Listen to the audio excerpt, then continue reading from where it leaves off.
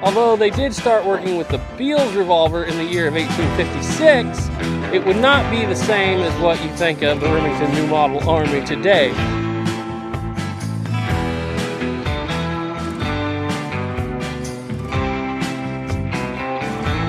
And if you're like me, you're into the history stuff, the books, like the guns, are worth their weight in gold. Because the gun, it's fun to shoot, it's fun to plink with, but without the story there, if you're a history person like I am, without the story, it really doesn't mean all that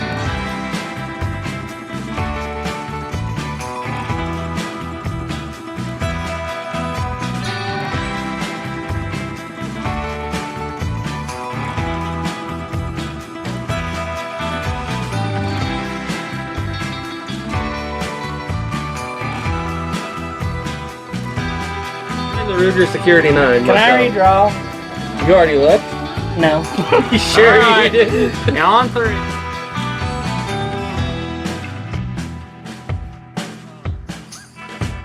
Another pro, at least a pro to me, is these guns are kind of a project. I like to look at them as I'm getting an advanced kit build in the mail whenever I get one.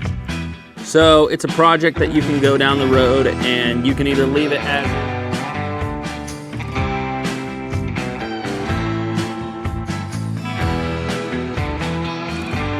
Most people believe that the Walker was Colt's first extent to a very, very large pistol, but it wasn't. This was. This is Colt's 1839 to patent firearms revolving carbine pistol. It is massive.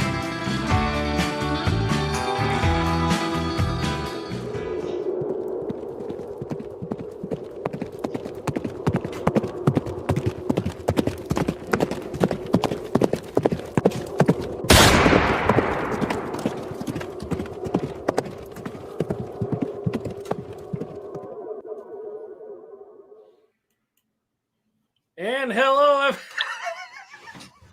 Oh no! I did not see that coming. He had his screen. I didn't either. I can't imagine what it's like to actually do a full 3-hour stream sometimes with that on your face. Oh, dude, it was not fun. It's not fun. Actually, the other week when I met Snapper there inside of Vegas, I actually brought one to have him put it on so I could make sure that it was actually him. Yep. He's like, I don't know if that's really you. Okay, so happy Valentine's Day, everybody. We scheduled a reload show like we always do, and I didn't even take into account that it was going to be Valentine's Day. But we already have 50 people in here across 3 channels, so that's not doing too bad. Tonight we are without Duke. He may drop in a little bit. He had some other things going on today, and so he may be here, he may not. We don't know.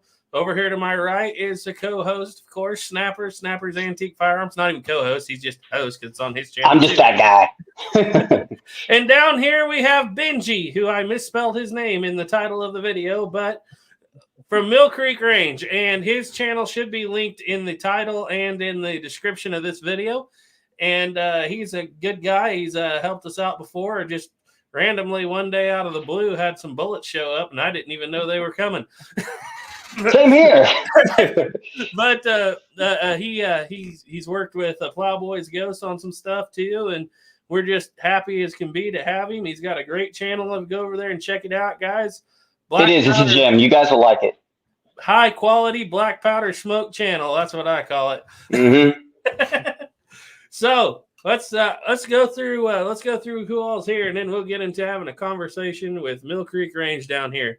So we have Diane Houston says, good evening, all. Louisiana Gray is here. Says, looking forward to a great show. Turkey Creek 1823. Hi, TC.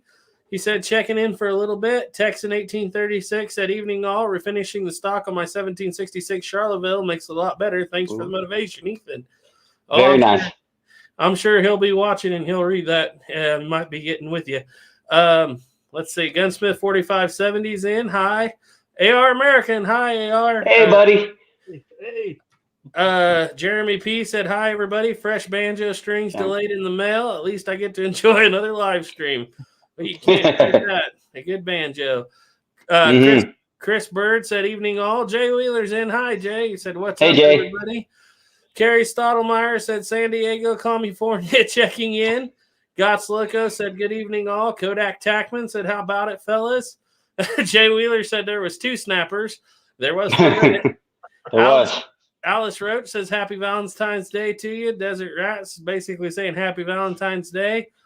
Alice Roach said like your background, and I assume she's talking about Benji's because he's got an awesome background. He does. He has a nice background.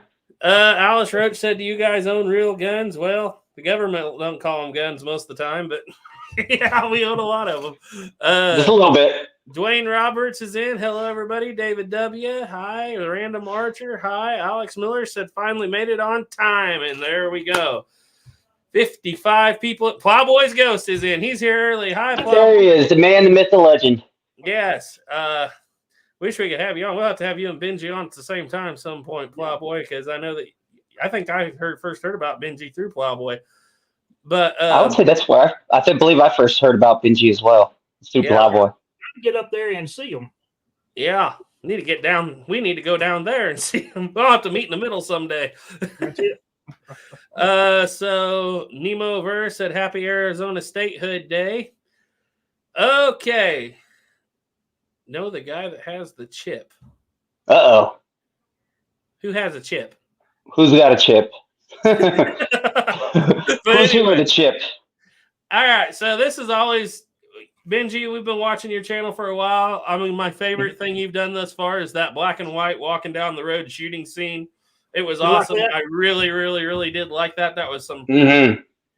I got another idea coming up that I hope to be doing in the next, we'll say, month and a half or so.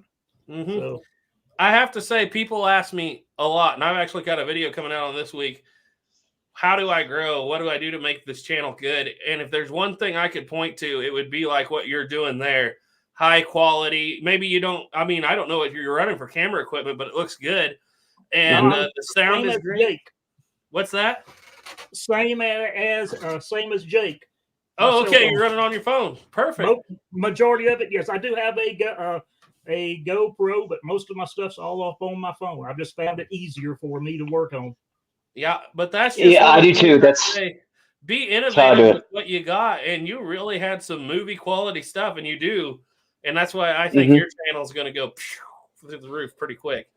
A little bit of creativity and quality is the key. It seems like the key. I can't say too much because I'm still a little channel, but it seems like the key. The creativity gets very difficult at times, trying to see what you want to do and you want to put it out, and the retakes and the retakes and the retakes. And it never looks like what you thought it was going to look like. No, it never does.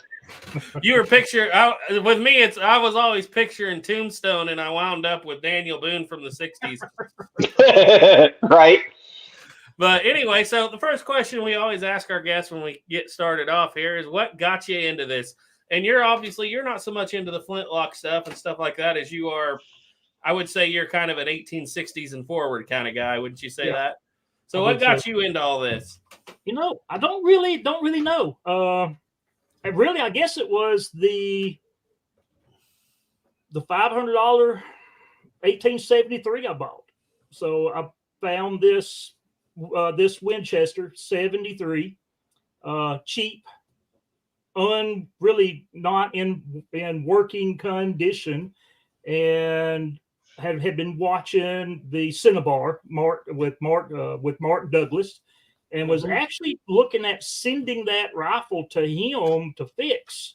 And with all of his instructional videos, I thought I'm going to see what I can do, and then the rest of it I'll send to him. And next thing I know, I sort of had it going. And so I kind of started doing a video on it from there, and it just started. I started to go to the next gun. And what I was impressed with is something here Carrie Stottlemyre said, hearing my own voice in the videos is what keeps me from creating. I sound like I should be dating my cousin. But the thing about it is, most of us, when we look back on that first video, we're like, oh my, never watched that again, But not your earliest video that I saw on the channel, I can't remember which one it was, but they all seem pretty high quality right off the bat to me. Well, my son, he's had a video a YouTube channel for quite some time. So little pointers from him. He set me up with a good mic system to run on my phone. Yeah. So I got good audio there. And if you want to, you can shout him out if you want to. It doesn't bother us any. Tactical cowboy. Tactical Cowboy. I may have stumbled across it. I've heard of that. Check it out. Tactical Cowboy. You guys are watching, you can go check that out after the chat. Don't leave us. Exactly. So yeah, that's so he helped you along and you got off pretty good start. And I can tell just by your setup here that you've done this a time or two. Well, like I was telling Snapper before, the company that I worked for, we was actually doing webinars for work well before COVID. So kind of set me up for doing things in front of a camera. Yes. So did you? That's the hardest part. Is just getting used to being in front of a camera. It's not natural at first at all. Was there a progression in like your lighting system and everything you've got there? Just for my own curiosity, or did it just kind of all come together? Not really. It looks good. It would have took me 6 months to figure that out. If you go back and watch my first live stream, it's just black. I didn't want to show anything back there. I kind of put this. This is one of my dog houses. So when I get in trouble with the missus, this is where I go to. I got a lock on it, and there's a half bath, so I'm pretty good. And I can step out and get to the kitchen easily too. Yep. So this is in here. I live in a little 2-bedroom kind of miner shack that's over 100 years old, but This is the other bedroom, and so it's also my library, my gun room, my TV room, my live chat room, my filing cabinets over here. It's a little bit of everything got to be crammed in there. Snapper, Snapper just living the life in his setup. Nah. He's got Colts behind him, and we're in my dining room at the moment. As a matter of fact, I have multiple rooms we don't even really use, but for storage. So I need to set up a room, like an actual room, to do this. It'd be kind of nice to build it up and make it look nice. Oh, Alan Roach said he meant the guy that has the chimney. So that. I guess that would be me. I guess I got the chip. The chimney. The chimney. The chimney. Yeah, Carrie. Well, thank you, Alex. That's one of the things I'm going to address in a video this weekend on starting your own Black Powder Firearms YouTube channel. Actually, when you can't stand to hear your own voice, that's a good place to start. Because listen to that video and find out what you hate about hearing your own voice and improve it for your next video. I still find things I hate about my voice. I said in the video, if I never said the word basically again, I'd be happy. But I basically say the word basically 8 times in basically every video. Well, see, for me, I've actually been teaching industry-based training classes in the field that I work in. I've been teaching them for 13 plus years. So I'm used to standing up in front of a pretty good large crowd at times talking, and I also stutter, so I have to work through that some, because there's some words that I have a problem getting out quickly. So I have to kind of find a word that works at times. Well, I find you to be very well spoken, and I would put you, I know you edit a little bit in there too. I edit a lot. That, like I tell people, they're always like, I'm going to make videos without editing. And I always tell them there's 3 people I know that can do that. Hickok 45, Plowboys Ghost, and Gray Pilgrim. All of those guys have the gift of being able to flow. Very good. Yes. I don't have that at all. So I'm going to edit every 5 words and take the ums and the basicallys out if I can. Mine are full of ums and basically and I thinks. And yeah, I got a lot of editing as well. I feel like you're very well spoken, and you don't say and a lot like I do. Just in my I guess it's kind of from the profession that I've been in, and then actually week after next I'll be inside of New Orleans, and I have to go through two days of training for myself of Train the Trainer. So Well, I notice you're always going through Kansas City in that area, so. Yeah, I'll be back up in Kansas City right now. Was thinking I could probably go second week of March, but I've got some doctor appointments to take care of then, so I probably won't get into Kansas City till late April right now. I see. But you and Snapper met the other week, didn't you? We did. Yeah. You're up. It was such a shame. Met Jake. Poor Benji, if he could have stayed like a couple more hours, he at least could have attended the first day of the Antique Art Show. But unfortunately, he wasn't able to. It is on my calendar for 2025. It's the same World of Concrete ends, and then the Antique Gun Show begins. So I will be in. If chances are I'll be there, and if I am, I will have it planned to stay a couple extra days. I hope so. That would be a lot of fun. Like I said before, you're welcome to stay here if you not scared of me. No worries. Yeah, even Jake was down when you were doing it. It was fun. We actually had quite a bit of a good time at we were at the Resort World, right? Is that where that was? Yeah. Resort World. We had a freak show right after, but unfortunately, poor me and Jake saw that. I'm glad you didn't. There was a lot of strange characters that week. Oh, boy, it was there. Yeah. Oh, First time that's ever happened that we've been going there.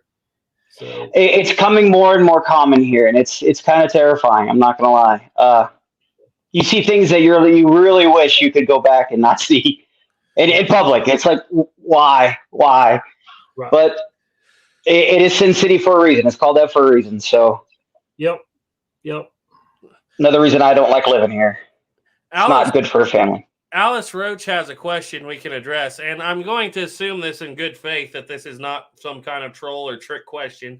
So let's assume this all in good faith. But Alice Roach said, what would be a good gun for a 10-year-old? Now, let's get the caveats out of the way first. No 10-year-olds running around with a gun all by themselves today. No. Maybe in the past that's happened with some of us or some other people, but we're not going there. And it's got to be in a safe environment. All that's out of the way, and what's a good starting gun would you guys say for a 10-year-old? Benji, you got anything? I'd say the little cricket. Yeah. I mean, they're really,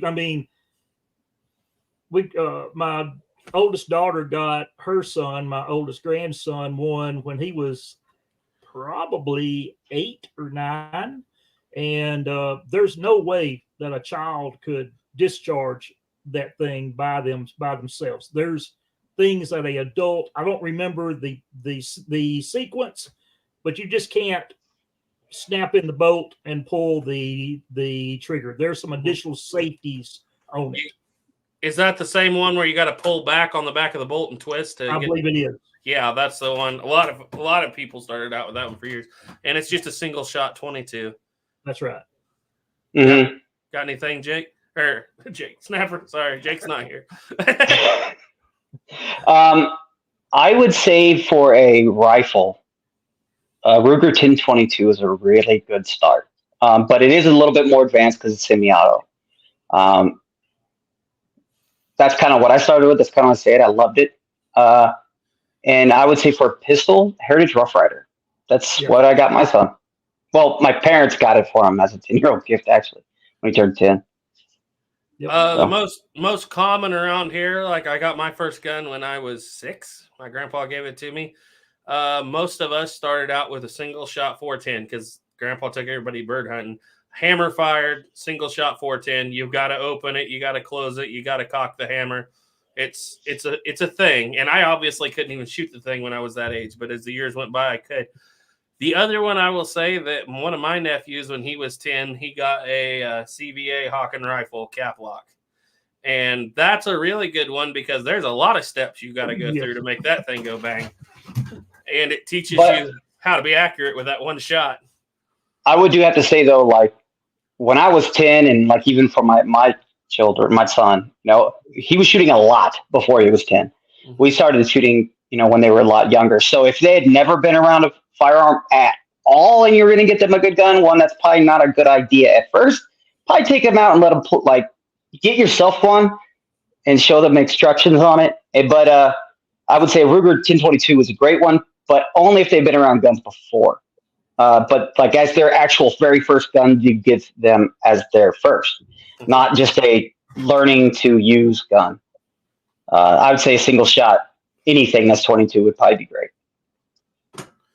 Yeah, because I've been around guys who were of the opinion that start out with a single shot 12 gauge because the boom and the kick will scare people into not wanting to scare a little kid into not.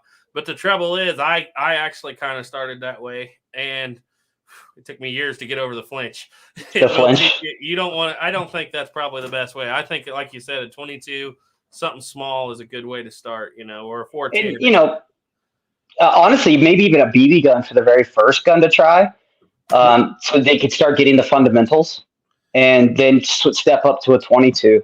And I would say that'd be the best route because it's a little bit more. I mean, there's almost no kick comparatively once you start shooting, but to a very first time ever shooting, a 22 has a little bit of a kick and a little bit more noise, and then you can step up from there. Benji, what was your first gun? Oh man, my first gun. Actually, I'm planning on doing a video on it later on. But my first gun was at 9 years old. I was in the 3rd grade. It was my Christmas present, and it was a Winchester model 1200 20 gauge. There you go. And, did you have bird hunters in your family or something? Yeah, bird, squirrel. Yeah. Well, that's a good way to start. And, if you're a big enough 10-year-old to stand up to a 20 gauge. Yep. My dad had the matching 12 gauge. So I've got both of those guns now. Ooh, looking forward to seeing that. I will say that 20 gauge today, if the kid can stand up to it, would be a better starter than a 410 because there's way more shell availability than 410. I do remember shooting it for the first time. Dad was behind me, and it was like, okay, one time's enough, Dad. That was fun. Now what do we do next? Let's clean it. So over here to the comments, David W. said, "Where's Mr. Belligerent tonight?" Well, we thought we'd give him the night off. Hey, we got pretty belligerent and fractious last week, so. Belligerent and fractious. I'm going to print Jacob a T-shirt that says "Belligerent, Mr. Belligerent and fractious." That by far is the best comment I've ever seen on YouTube, ever, by far. Yeah. I'm just going through here, guys, looking for questions. Alice Rich said, "Is this your first live stream?" I don't think this is any of our first live streams, but okay. This is mine. I think there's like 200 of them on the channel now. If you go check out 11 Bang Bang playlists, or something like that. I've been doing them for about 3 years. Let's see. Alice Roach said, "What type of cameras are you using?" I'm using a Canon M200 E5, and I used to use GoPro. I used to use a GoPro Hero 8 till Duke shot it. I'll tell you something, getting into these channels, you get a good camera, but if you're going to have a camera downrange, be careful because I've killed a number of them at this point already. I've only shot one chronograph. That's it. So no cameras. I have shot one camera. Duke shot one camera. I've shot a tripod. I grazed the top of a chronograph, but that's what I tell people. When you put as much lead downrange as we do every week, pretty much, you're going to hit whatever's down there, so don't ever be down there. Don't ever be anywhere near the front of that gun, because if it can happen, it will. So what did you shoot your chronograph with? 9mm. So I was shooting rifle, and then I went to this Bursa Thunder 9, which was cheap 9, and I just wanted to see what it was pushing, but it was it has that safety decocker. So the first pull of the trigger is a double action, and I kind of popped down when I fired, and I didn't kill it. Kind of grazed the side and went through the side of the case, so it still works, but it's got a nice little wound on the side of it. Yeah. Well, let's be honest, Benji. You can't really call yourself a shooter if you haven't shot a chronograph already in their lifetime. That happens to everybody. Yeah. Our very first chronograph we got at a gun auction for like $10. This is like one from like the 70s or 80s that had a cardboard wings instead of plastic. And it has a giant dude and had these big cardboard things. Well, they were shooting a brown best trying to chronograph, couldn't get it. So Caleb was trying to chronograph, or Ethan was, a 200 grain charge with a 69 caliber round ball. And they just determined we're going to put it right over the top and pull the trigger. Well, that was our first chronograph. And after that blast from that 200 grain charge of 1F and that round ball, it never worked again. It shattered the cardboard. Wow. It took us 2 years to get another chronograph. You scared it to death. I'm not sure it worked very good to start with, but it definitely didn't work after that 200 grain charge from that brown mess. Oh, Jay Wheeler said, I'm bad with Yeah, me too. And every time I try to replace it with a word, it'll be something like however, and here lately, basically. And a lot of people don't point it out in my videos, but when I proof watch my videos, I know it's there. A few questions here that could go to everybody. Alice Roach said, if you had to choose a favorite gun, what would it be? All of them. Yeah, there you go. Why go through life with a hand tied behind your back? Yeah, that's a good one. Yeah. But the question is, if you had to choose a favorite gun, what would it be, Benji? You get only one in the fire. What's it going to be? You know what? I'd probably choose my 73s.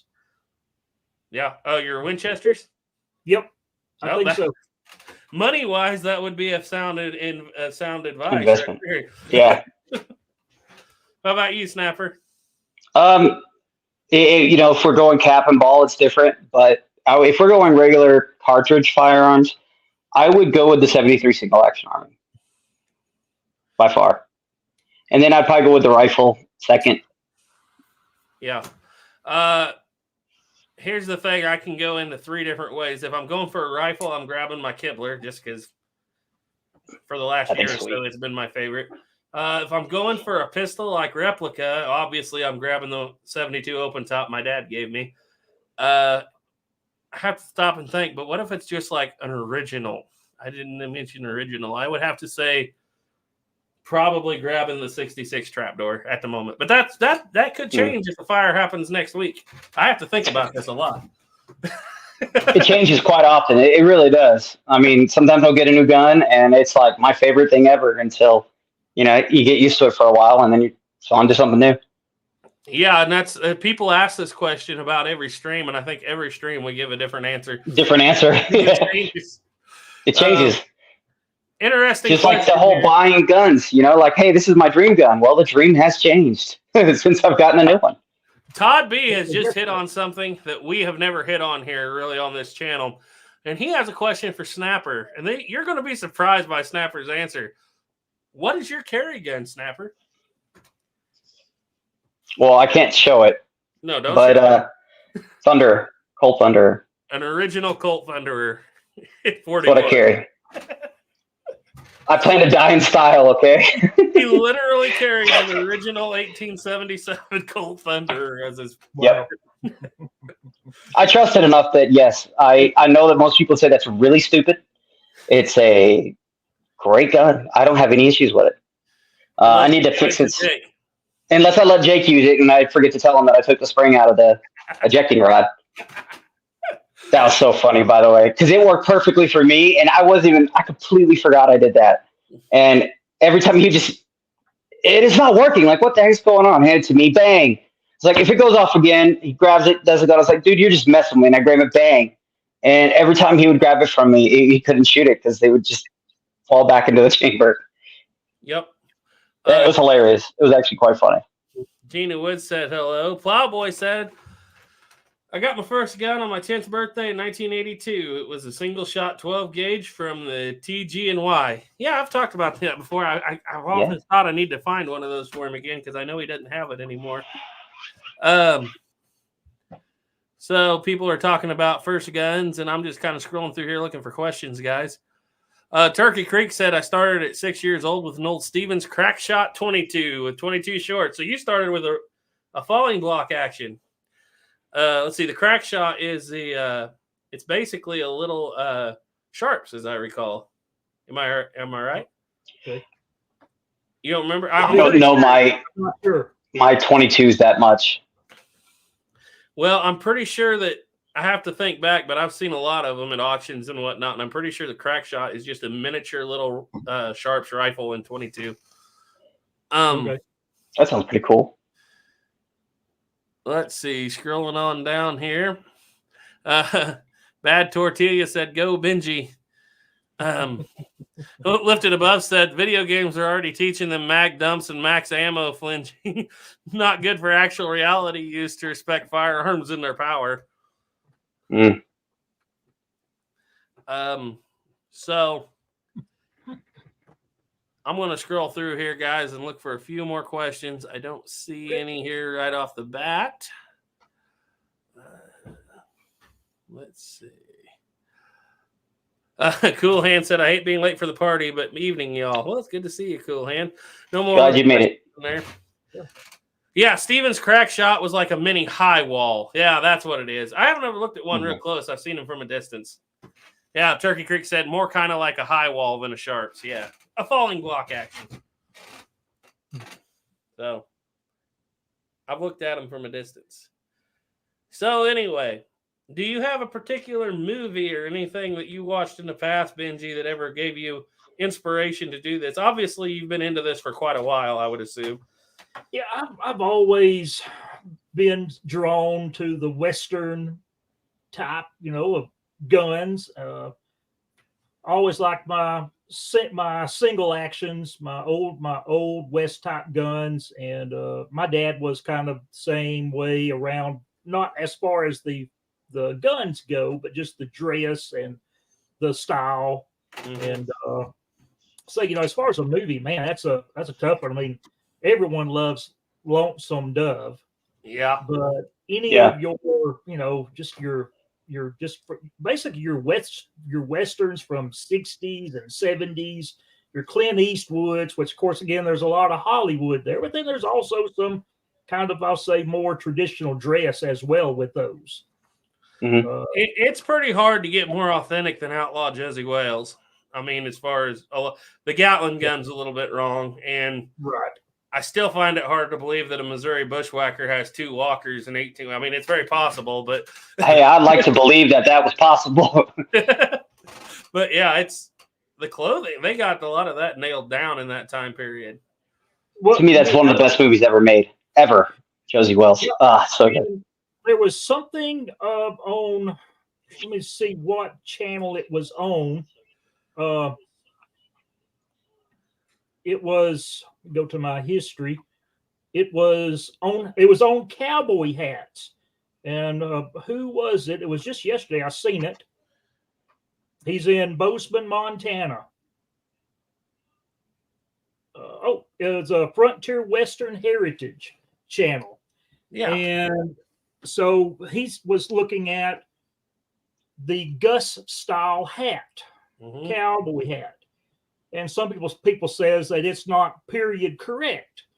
Well, he went looking through some books of pictures and he found several photographs of men wearing hats in the same style and shape as the Gus hat.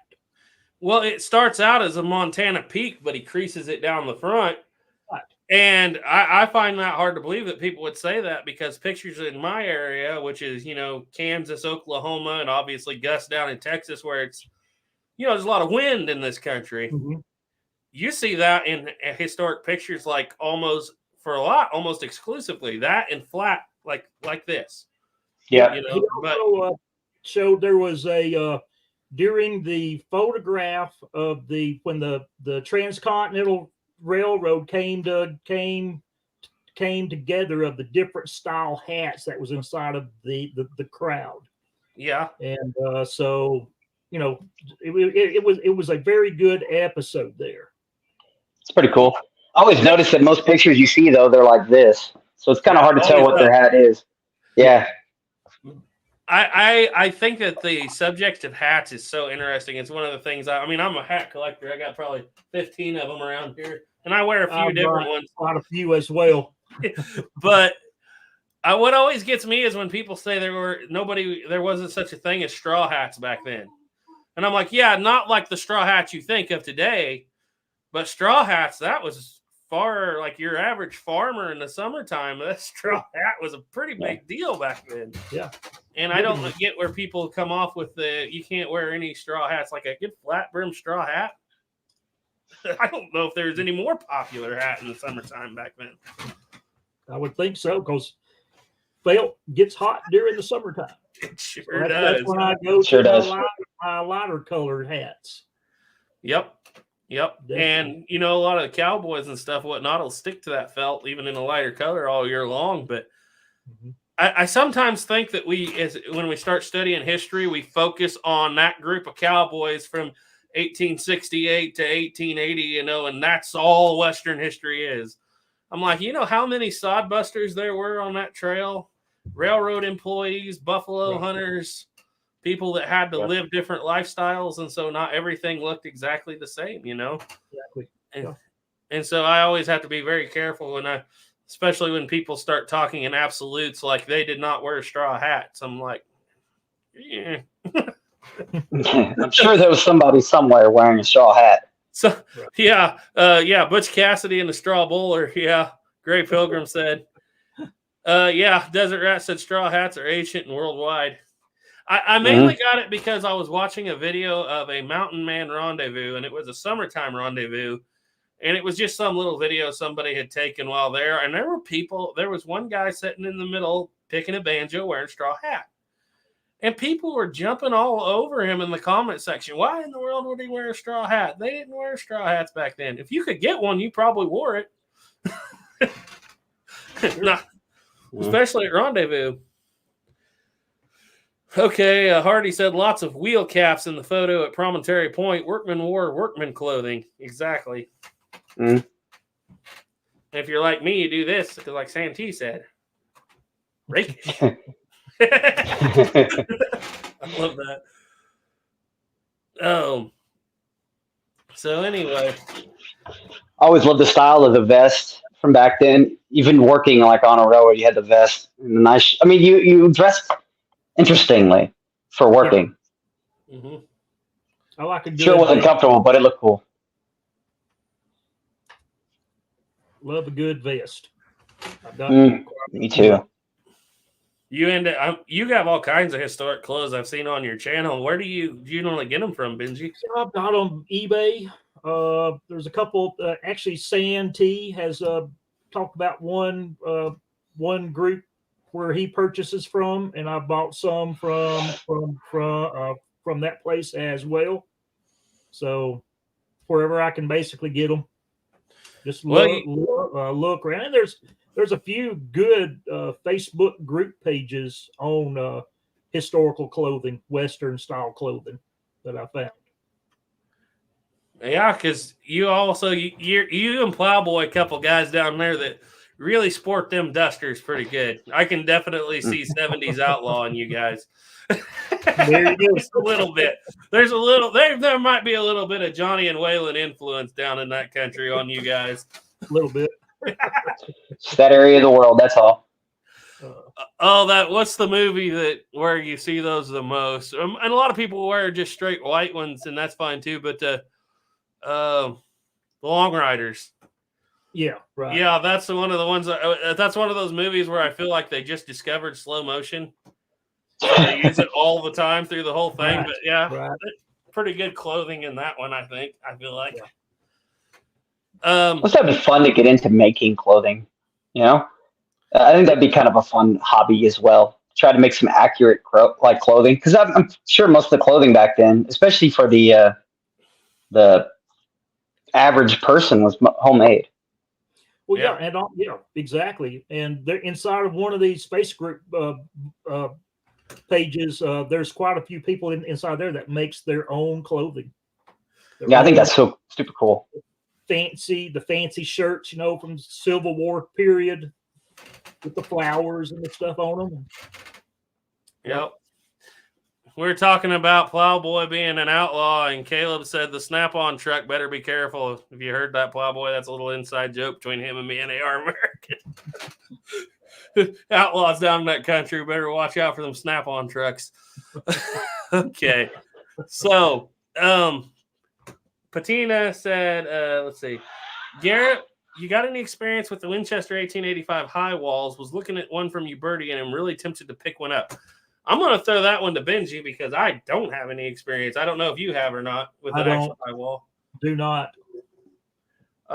Plowboy has some opinions on them on his channel, Plowboy's Ghost, because he's had them in the past. I think we discussed this a couple of weeks ago. People were asking why we didn't have any Highwall stuff on the channel. And Duke and I kind of had the same thing that just for our personal interest, it's a little too late in the period. So like we like anything from Mountain Man era, to Little Bighorn. And after that, it kind of starts tailing off as far as my interest goes. But that doesn't mean that it's not a great gun. I'm sure John Browning is the designer, so I'm sure that it's 100%, a great weapon. Snapper, you shot your Highwall recently? Every day. No, I don't have one, but I completely agree. My real focus is kind of right up 1880-ish. Late 1870s. I love the Lightning Thunders, but the black magic of double action revolvers is just unnatural, even though I carry one. Mm-hmm. And so it's a little weird, I kind of prefer the single action stuff for the most part. Yep. And autoloaders, whoo! That's the work of the devil right there, son. Plowboy said that Snap-on truck does run down his road pretty regular. I'm guessing you're getting robbed by the Snap-on guy too, huh?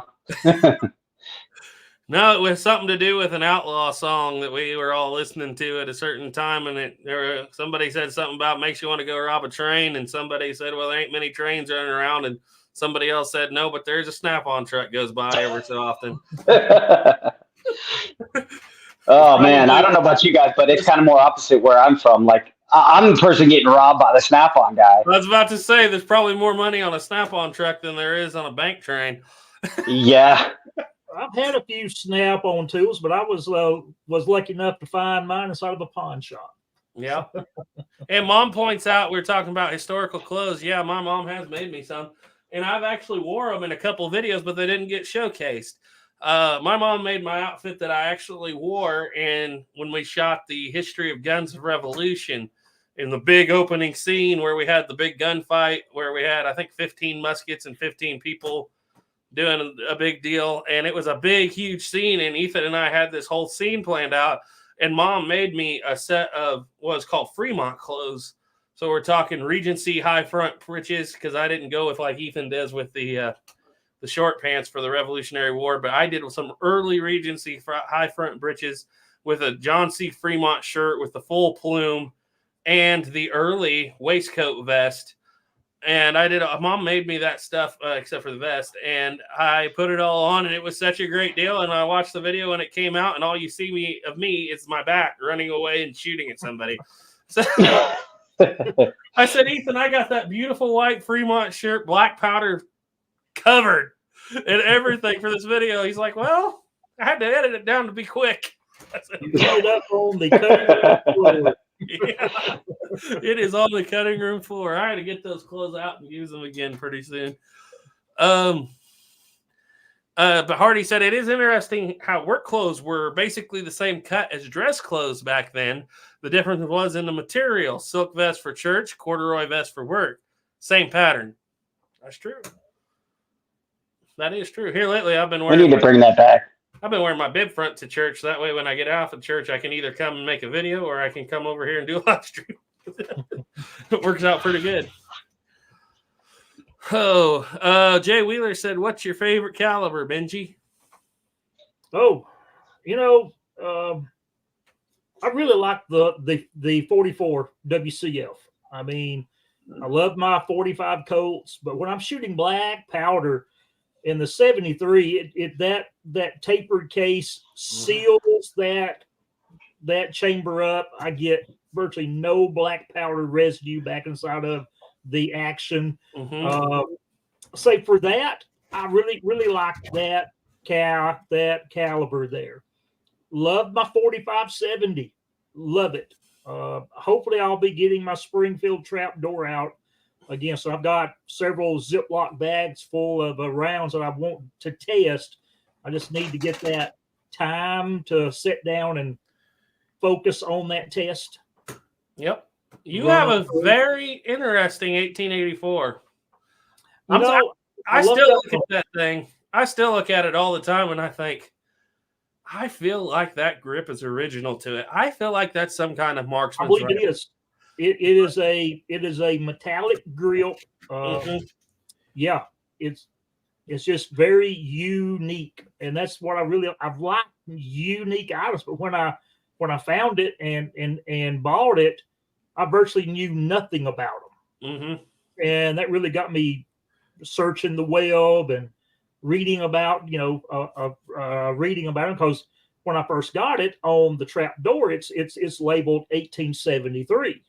Yeah. But then got checking the date, and it dated to 1886, so it had to be a 1884. So, and you have the Buffington sight.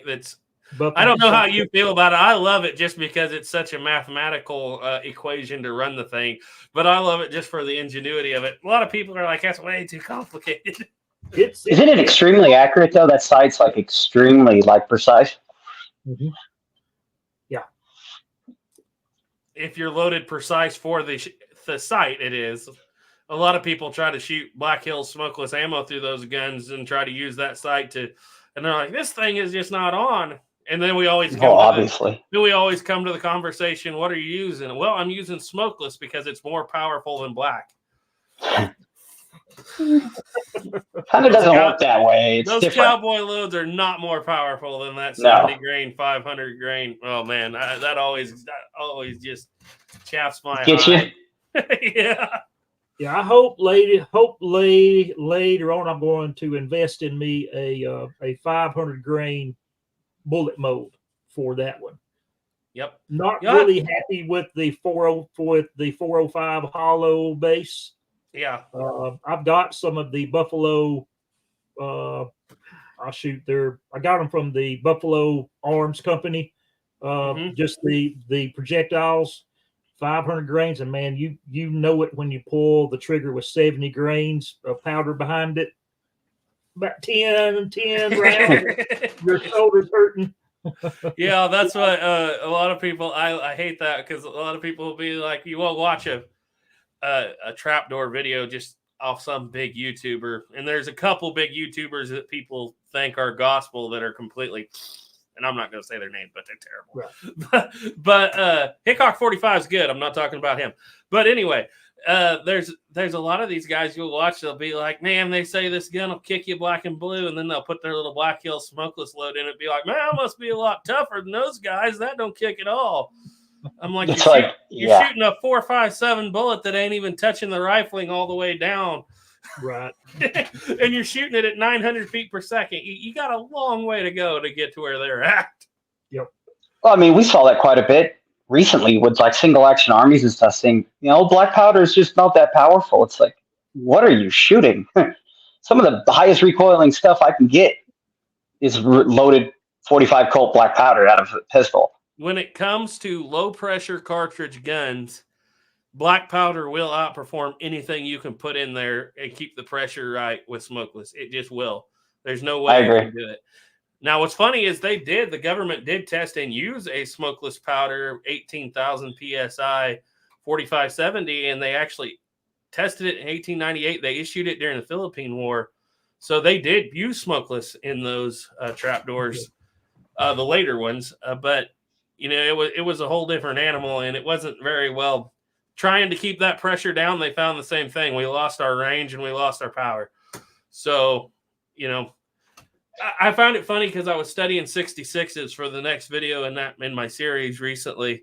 And I was talking to Ethan because he did the cabin fever challenge. He did a practice run with 30 rounds, and he was cranking that dude along almost 2 rounds a second. 2 seconds per round, I should say. And it was fast when he was in the prone. Just flip that door, throw one, shoot, flip the door, throw one, shoot. People who say that the trapdoor is slow have no idea what they're talking about compared to single shots. But what I found funny was I found a reference to an early test of the 66 and 5070 where a I think it was a colonel, was making excuses for why his guys didn't qualify for their marksmanship, that they had just changed. People were starting to talk about marksmanship at the time. And they're like, why couldn't you shoot a good group? And he had all these excuses.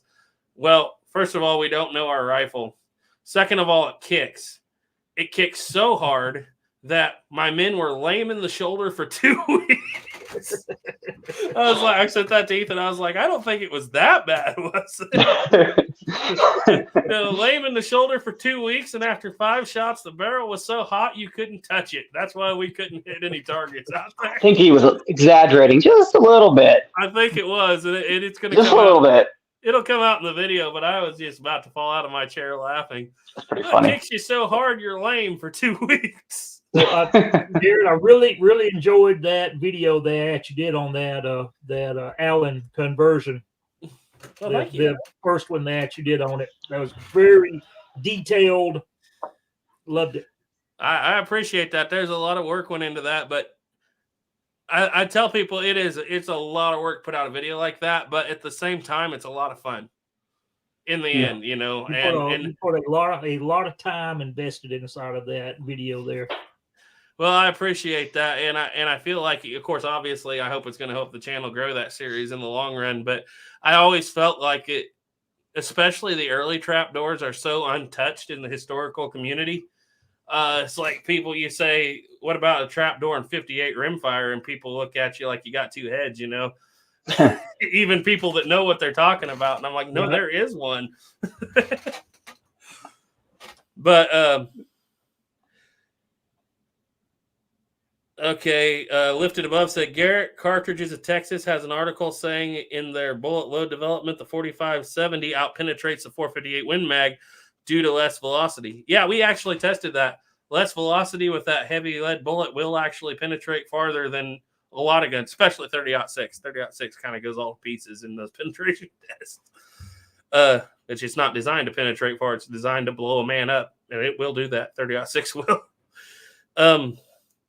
Jay Wheeler said they were small guys back then. I'm always amazed when I go to Confederate museums in New Orleans how small the uniforms are, childlike. This is very true. You know, I always say that bear in mind that during the Civil War, especially in the Confederate sides, they're a lot of times childlike because those were 15-year-old kids filling them out a lot of times. Yeah. While I've been going to Kansas City a lot during the past 3 to 4 years, I've been to the Arabia Steamboat Museum, I think 3 times now. And very amazed at the articles of clothing, the men's boots and shoes and vest, much smaller. Even though there's probably some shrinkage there from being buried inside of the mud for 150 plus years, but very interesting articles of clothing. Yep. If you're ever inside of Kansas City, go look up the Steamboat Arabia Museum. So, in your travels there, have you spent any time in the World War I museum? I have not made it to that museum yet. I've got a buddy. He actually went and loved it. So it's going to be up on my list to go visit. Yep. On 11/11/11 in 2018, I took my nephews there. And we went up on the tower and everything. We went up there where they rang the bell with the golden hammers like they had 100 years ago. And that was a big deal. I've been there several times. I always have to brag. One of my favorite times was I went there and I spent a whole probably 7 hours walking around with Othias from seeing Arsenal. Okay. we met up there. That was good times. I have been on the USS Battleship Texas, which is, I think, a dreadnought. I think it's the last one, like the only one that's still in existence. And I've been through it. The company I work for, I'll just say air protective coatings was going inside and outside of that vessel, and we was kind of responsible for keeping it afloat during its voyage from its mooring place to the shipyards inside of Galveston. That's so cool. Locations. I hope to be able to do a dry dock tour when I'm there inside of Houston inside of about a month and a half. So what kind of job was that? It was basically, we filled all of the torpedo blisters with a urethane foam because there's so much water infiltration. They was afraid of getting it out inside of the middle of the Houston ship channel and it sink. Yep. I know that those blisters were supposedly rotted away really bad. It's kind of funny because I was tracking USS Texas, the battleship, for a long time. It's getting moved and all. It's kind of funny to actually meet somebody who was part of that. It's kind of cool. Yep, sure are. So, yep. It was kind of a shame to see how war she was. Like, she was much more rotten than we thought. Yeah. But at least she's getting the work done she needs. Right. Yep. That is very interesting. Because it's the last surviving one.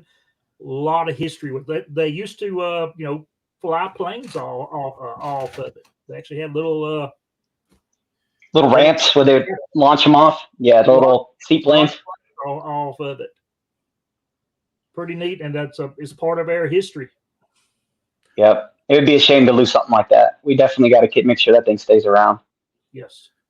Well, guys, we're at 70 people in here. A bunch of people just come in. Guys, this is Benji from Mill Creek Range. If you don't know him, go subscribe to his channel. He's got some great 1860s through 1890s and even later than that kind of stuff. I think you did a AR-15 not very long ago, didn't you? I've not done that one yet, but I do have two. Yeah. Oh, I thought I saw you shooting. You did a para, like 1911 recently. Yeah. Okay. My 1911, my Warthog. The one I bought while I was in the UK. Really? That's got. Yeah, just tell me about that. It's interesting. That's got to be a story if you can tell it. Actually, there's a video on it. It's one or two videos back. So bought a gun while I was in the UK, but the gun wasn't in the UK. I just done the monetary transaction. So when I got back home, it was waiting for me at my FFL. So yep, it's kind of like Ethan.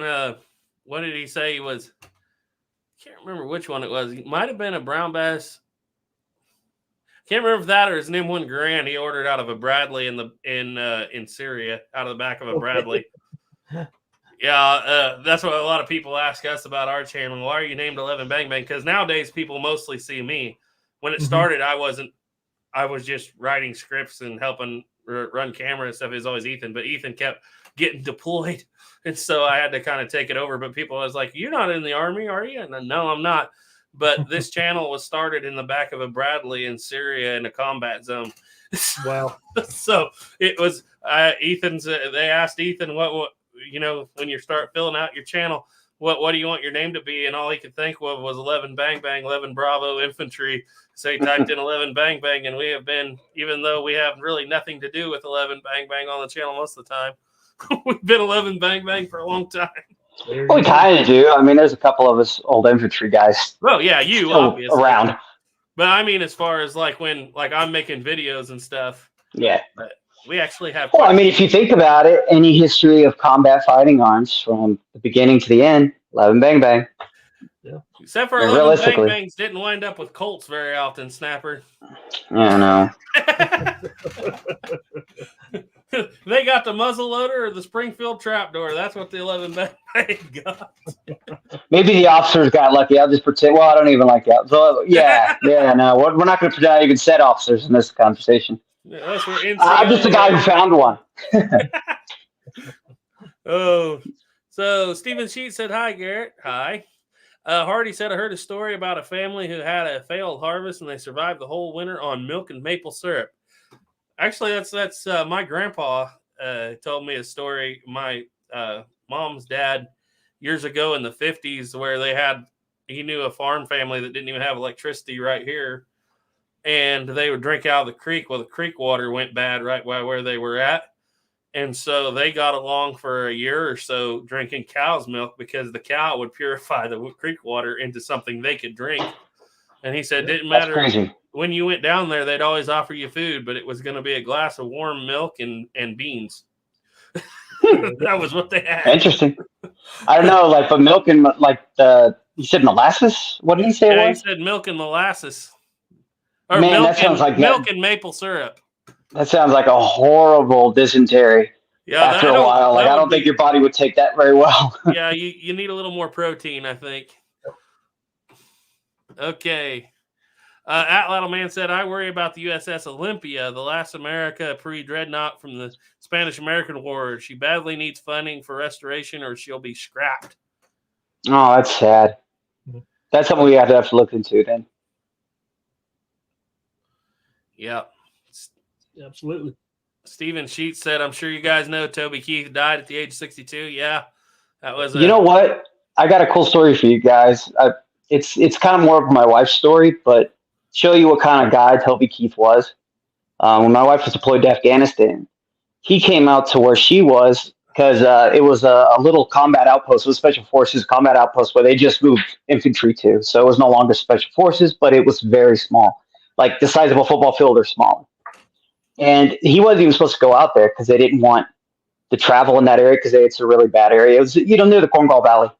And so he would come in, and he even tried going to one of their OPs where they would walk up and they wouldn't let him do it, but he kept insisting he wanted to do it. But the fact that he went out there when no other, famous person or any person who came there would go that far out, and he willingly would do it. So it kind of showed you that he was definitely an interesting individual. He wasn't, he was willing to actually see the troops, not just go to the big fobs and say hi in front of this, a stadium full of people. He actually went to the little tiny cops that were very dangerous for him to go to. And obviously they knew he was going out there, so he knew the risk of it as well. So I always found that amazing. She actually has little things signed from him. She still has to this day. Yeah. Cool. Well, I'm not in the military, like I just said, but since I'm around Ethan, I know a lot of military guys, and I'm not getting political at all here, but I will tell you there's two extreme opposites from what I hear from those guys. On one side, you got Toby Keith, who walks the walk. And on this side, you have John Cena. And that's a whole different ballgame to those actual military guys. And not to get into all that, but they're like, yeah, I would rather listen to Toby Keith tell me, or talk to me, because he'll come up and talk to those guys. I know he will, or he would. If you haven't had a chance to listen to it, Happy Birthday, America has got to be one of that one's he wrote that one just a few years ago. I don't know if you guys are familiar with that. He's going to be missed. I've heard he was definitely a real guy. He wasn't just some, Yep. Hollywood-made personality. Right. Oh, so anyway, moving on from that. Yeah, that was kind of sad. I woke up that morning at 4:30. I saw that, and I couldn't even go back to sleep. I was like, man, it's one of the last ones. One of the last ones. It's such a shame, too, because he wasn't even that old. My brother-in-law texted me and said, "Oh well, people still have Taylor Swift." Oh. I said, "What a thing to say, man." Oh. Well, the thing about Toby was a lot of guys I knew could with the military side, a lot of guys I know could not sympathize, but could see them in themselves and what he did there. But a lot of the other guys I grew up around in the oil field were like, because he's an oil field from Texas or from Oklahoma, from down in that area, and it was a very big. A lot of people understood him, and he understood a lot of people. Let's put it that way. He was a man's man, a normal kind of guy who got famous, and he never changed who it was just because he got famous. Yeah, which is very respectable and commendable because that's very rare.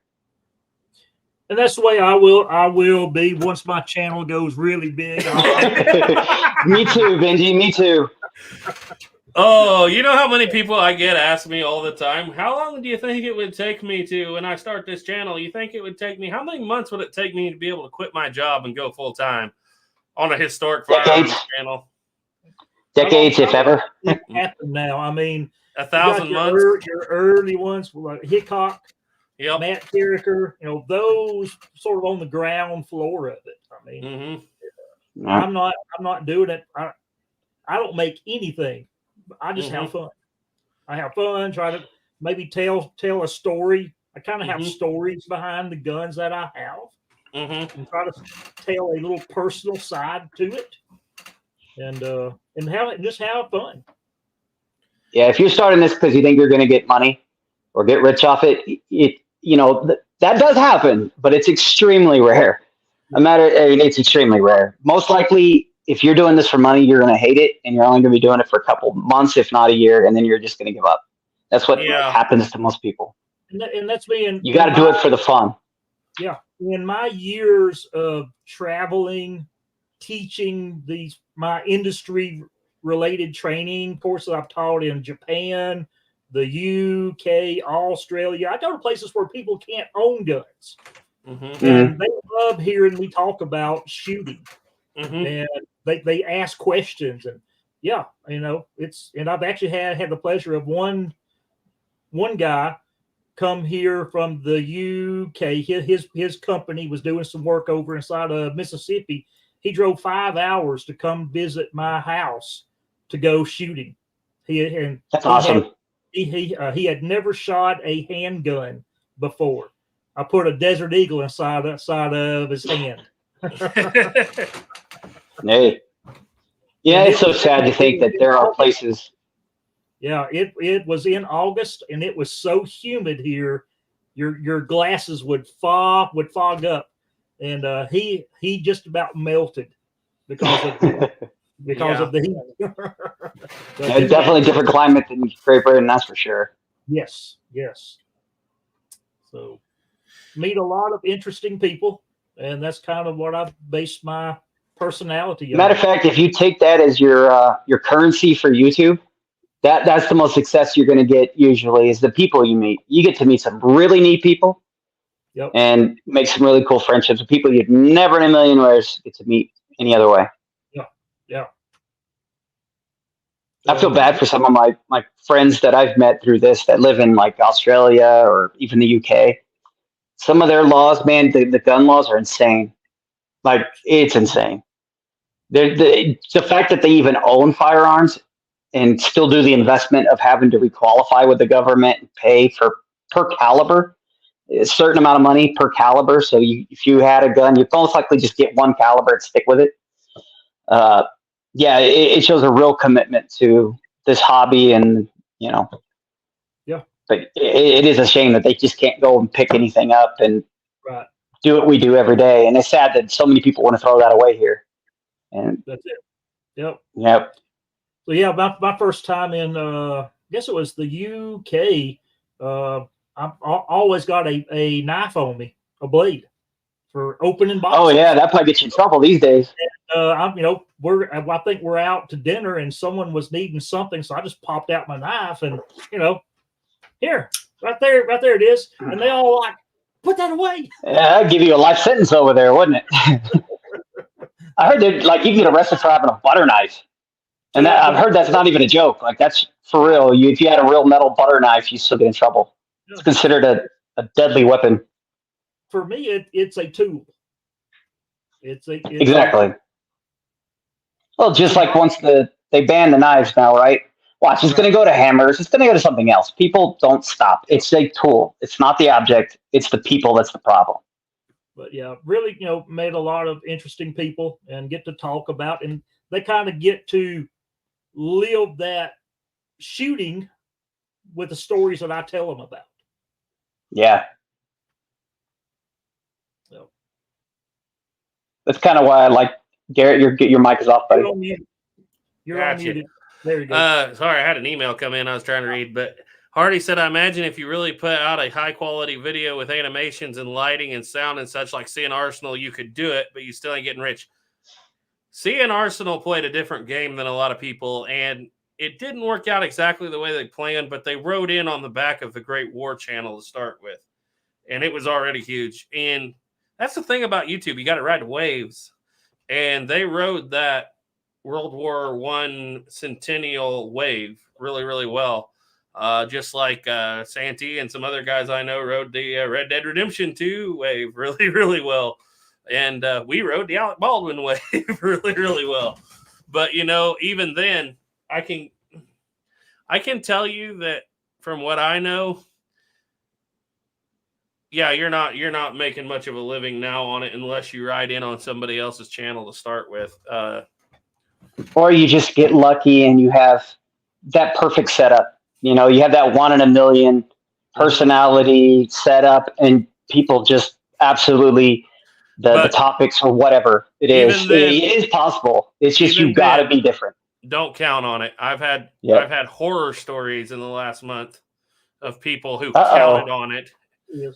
And it didn't work out. And so that's one of the reasons that's what I was saying. I've had Snapper knows the story, but there's been horror stories I've heard in the last month of people that lost everything because they had this idea that they could become a YouTube influencer in the historic firearms channel on their cell phone. And they gave up everything, lost everything.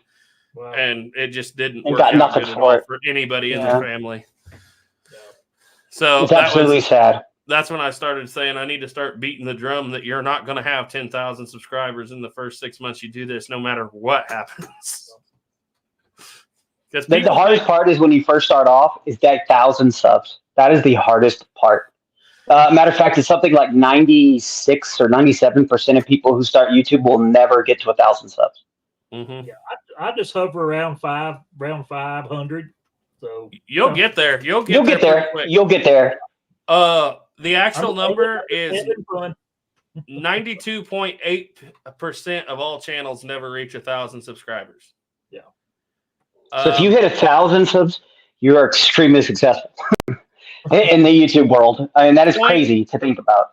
Only 0.28% ever hit 100,000, and only 0.2% period ever hit 1 million. So you got a 99.8% chance of no matter what you do, you're never hitting 1 million subs. And they used to say 1 million subs would get you $60,000 a year. And I know now that's not what I thought 1 million subscribers would have got back in the day. I've seen, especially with sponsorships, that's the way to go. You get sponsorships. And you can. There's some people who are making like $100,000-$200,000 a month. It's insane. But how long is that sustainable? It's not, because you know what it normally is. It's usually because of certain aspects of the person. Usually a younger lady. Yeah. It's not gonna last forever. It doesn't, and the other thing is you do something wrong, you'll disappear in a blink and nobody will ever even know you're gone. That's the scariest part, is you have no real control over that. You can, look, there's a lot of high-end YouTubers that got canceled. Mm-hmm. And sometimes it's not even their fault. I get that all the time. People telling me, well, I'm being shadow banned, or YouTube doesn't like me and they're holding me back. Well, a lot of times it's because they haven't worked on their videos. But that too. I always tell them, if YouTube doesn't like you, you'll know, because you'll turn on your screen and it'll be black. There will be nothing there. If you don't have strikes, then you're really not getting that shadow banned. You're not having that problem yet. I've disappeared 3 times in the last year, randomly. Yeah. I think it's funny too, because it's always yours. As a matter of fact, that kind of goes me to one of the comments that's in here, an earlier one here about Alice Roach. No, we cannot hold guns. No, we cannot do that on live stream, because I will disappear again. That's forbidden on live streams. We could do that in regular videos. We can't even. You could see them in the background, but we are not allowed to touch them. I had a live stream where in a video in the live stream, somebody was holding a flintlock and I got disappeared. Yep. I remember that one. They're serious. Yep. That was an interesting, because we were like, how did you get canceled, but me and Duke are still on? Because usually somebody that doesn't like you has to report you. And right. I have some people that report me all the time for stuff. I don't even know who they are. Well, the nice thing is once the YouTube people see it, they see it, and they usually fix it. So that is one thing that is kind of nice, is they do address it. So it's not as bad as people. I mean, it is bad, but it's not as bad as people think. you're not completely voiceless, but I've seen them always fix wrongs. They generally do, yeah. If you can, if they don't like what you're saying, and I always have to tell possible, people, yeah. there's a big difference between what we're doing and political channels. Political channels a whole different ballgame. When you're doing political channels on YouTube, you're living on a prayer. But when you're just doing historic firearms, like kind of like we do, maybe if you get into more modern firearms, a little different, but they're pretty lenient towards historic firearms for the most part. Yep. But that's another reason why we don't get into political stuff here either. We're firearms. We're more historical firearms, not political. Oh, you were saying something, Benji, and I think I interrupted you. Don't remember.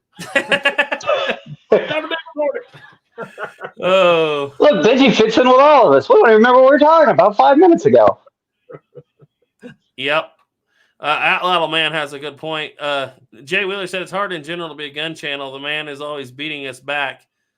Atlatl Man said, I can day as a reenactor. Okay. Riding waves from video games can reach a lot. We're struggling in the Civil War community, but the World Wars reenacting is booming with young people because of video games. Yes. I actually spoke to the curator of the World War I Museum, and he said they were on the verge of going under until the game Battlefield 1 came out. And he said as soon as that game came out, he said we couldn't hold the people back from the doors. And he was right. It was for about 3 years, people were incredibly interested in that. Isn't that amazing, though? Like, yeah. Video games have become the media that truly gets that spark into young people these days. Well, it's always been there. Red Dead, man. It's always been there. I mean, go back and read some stuff from like 1890. What are all the parents worrying about? Penny dreadfuls. Don't read those penny dreadfuls for the kids that melt their mind. And then we got, here comes radio shows. Oh, that's not reading a book. They're not using their imagination. Then comes movies. Oh, those movies and TV are ruining the kids. And then now it's video games. And it's always something, but it's hilarious how the media always pushes what the older generation wants the kids to learn forward. It is interesting how that happens, isn't it? But I am really kind of proud of the whole video game thing, because I used to be very against. I'm not a video game person at all, even when I was younger. I mean, don't get me wrong, I had like a Nintendo 64 when I was a kid, and PlayStation 2 when they first came out as a kid. I stopped playing and never played until I was till my son turned 10. I finally got him a PS4, and Red Dead Redemption 2 came out, and my God, that game is amazing. I could live in that game if I had the abilities to. If that game was VR, if they made that game in VR, man, I'd be there all day, every day. It's pretty bad. There's people kind of bashing on it but I'm like, that game's done more to bring young people into the historical community than most of you guys that are bashing it have done in the last, 30 years. And I find this interesting because, Benji, you travel all over the country. You're east of the Mississippi, so you know this. If you visit historical sites east of the Mississippi and then you visit them west of the Mississippi, I found there is a world of difference. Go to Tennessee to Davy Crockett's birthplace. That place, on a regular weekday when it was raining, was crawling with people and kids. And I was like, what are they doing different here? And then I realized, over here there is a Davy Crockett themed playground. Over here there is a interactive for kids. Like, they set those things up for kids, and they have picnics and campgrounds, and they have the historical buildings and everything too. But it's like the entire time I was there, I was like, kids stuff here, kids stuff here, kids stuff here. And there's probably 300 people crawling around this 30-acre deal on a weekday when it's raining. And you go out somewhere out west like Fort Larned or Fort Laramie, where I'm not bashing them or anything, but there's nothing there for kids at all. It's a ghost town. Yeah. And nobody's It's not there. that many people unless they have a big event. And I grant you they're farther away from the bigger crowds of people, but it's like, it seemed to me like back. Have you noticed that, or is it just in where I've been, Benji, or is it back east? They're working on it. They're definitely, I think, more populated in these areas. It was interesting. Probably 7 or 8 years ago, me and my wife was in Santa Fe Springs, California, I was teaching a class out there with some people that I know, and we was spending the weekend over. I was going to spend a few days down in Hollyweird, and notice I said weird, not wood.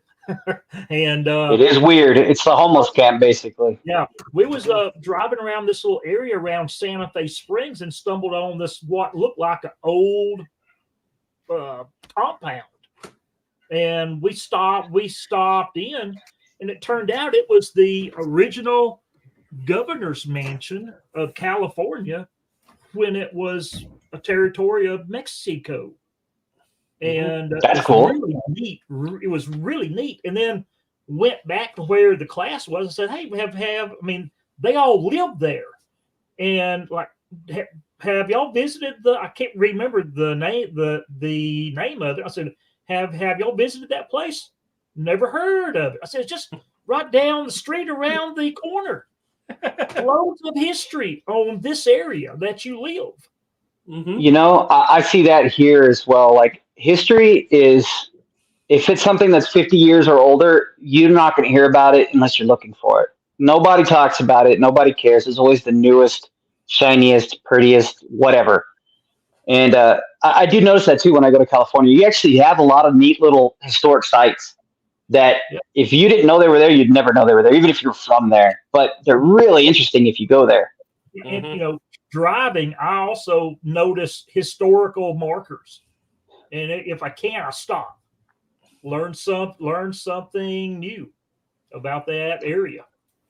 Man, I wish I could go back as a kid again, living in Texas, because I lived so close to some of the areas that I love in history, and I never saw them, didn't care about them as a kid, and now I just wish I could go back and just go through that area again. I love visiting the Alamo. It's yeah, me too. I was about to say, special. You feel it.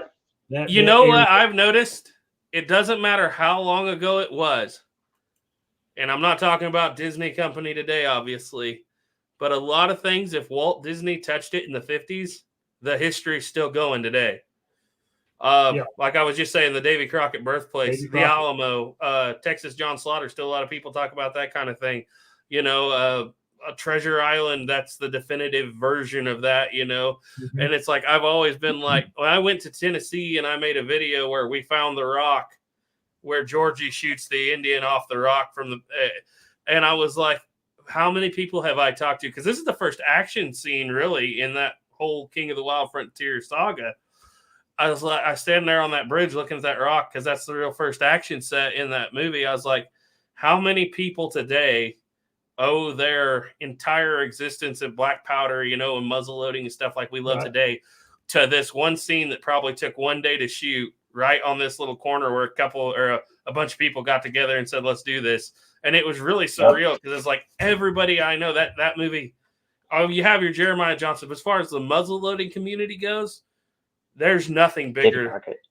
I was like, that kicked off, that preserved almost 70 years or whatever it was now of history. Yeah, I mean, honestly, if they never did that, and it's not even historically accurate. Well, yeah, that's true. But I'm curious how much, or even like the Alamo, like we all know that happened, but there's a lot of interesting things that have happened that is really glossed over and nobody knows about. Yeah. And so many areas of this country. So I'm curious if Disney would have never touched the Alamo, how famous. I mean, the Alamo was always a last stand kind of romance to it, so it probably still have some lore to it. But I wonder how big of a difference would be if Disney never took that up back then. Yeah, I've done it twice. If you're there around the Alamo, everyone goes during the daytime. Visit it at night. It has a whole different feel. You get a whole different perspective on it by going there after it's closed. It's dark, the lights are on, and it's just got a totally different feeling about it. How close? I'd say it's the first historic place I've ever been where you could feel the history there is the Alamo. I've got to go. That's one place I've never been, and it's been my childhood. It's like, I remember, I told my mom this a few years ago. I was like, because I grew up, I didn't have TV. Mom and Dad didn't have TV for a long time.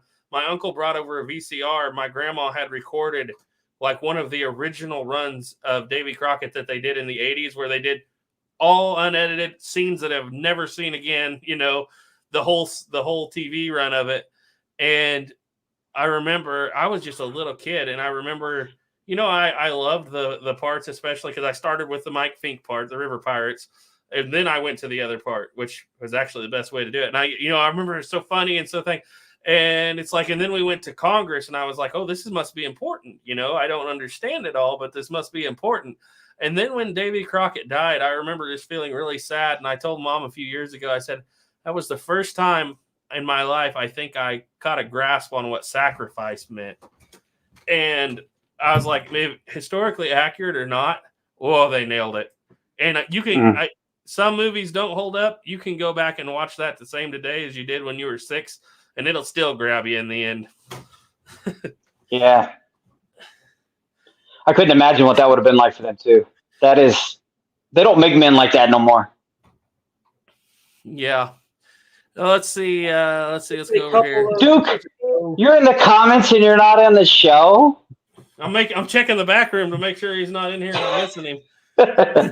Duke said I can't remember had the privilege a couple years ago. I was just boarded my flight to go to San Antonio for a trade show, and that was March 6th. Mm-hmm. And that was the 100 and something anniversary of the fall of the Alamo,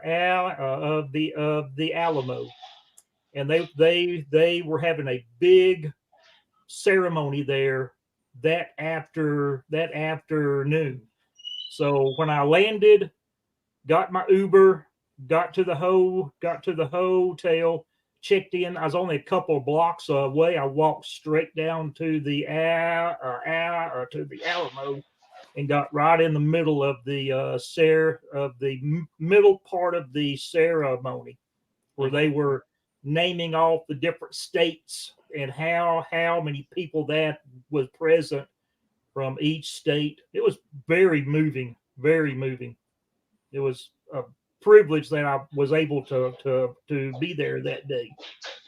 You think there was more Tennesseans or more Texans? Mixture. There was a lot of Tennesseans. There was several Alabamians in it as well, and also I think Germany, several other different countries was also represented, not just from the United States. Amazing. Yeah. Yeah. That's kind of strange about Texas and Tennessee. There is a connection. Texas, Tennessee, and Kentucky. Yeah, growing up in Texas, everybody's from there. Like everybody's family was either from Tennessee or Kentucky. Yeah.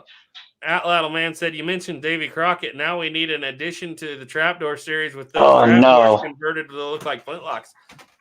Oh, yes. The Western Arms and Clothing Company that actually wound up with some of Springfield's equipment to make those. And one of the main reasons they did was they were easy to fire blanks out of, or you don't have to muzzle load them. And actually, Disney Company owned themselves a pile of them. I've done the research. There's Disney used trapdoors are a thing in the collector community. The ones converted to look like flintlocks. I'd love to have one. They're kind of expensive, but I think I will put a piece in there on that because, for one thing, it's like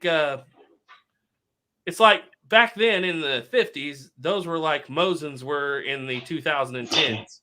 You could get a gazillion of them for nothing, and that's what they did. And they work pretty good because they're based on that Charlottesville pattern. But okay, I'm rambling on to something. You guys get me on that. Well, they actually, it was really simple for them to throw a little.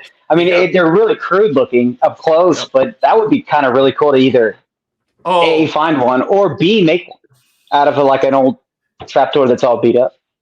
One of my absolute favorite Disney scenes, Johnny Shiloh. Brian Keith at the Battle of Shiloh walks down the line as a sergeant, checking the infantry's weapons, grabs it, throws the trapdoor open, and looks down the bore and says, "That rifle's dirty, son." Oh, I love that. See, because it's like this is just unashamedly we don't care. They make some great scenes in the Swiss Family Robinson, the Disney movie. They're obviously trapdoors, but they're mocked up to look like flintlocks, and they work pretty well. Yeah, it's a whole thing. I'll definitely be putting some of that in the series. Trust me. That'd be cool. That'd be real cool. So my dad is in here. I'm going to give him a quick shout out. Seeing his Kingdom of God research. I just posted my first video, and I mentioned the Woods Boys in your channel. My first videos is Christians and Weapons, how to deal with people who thinks it's wrong to carry guns.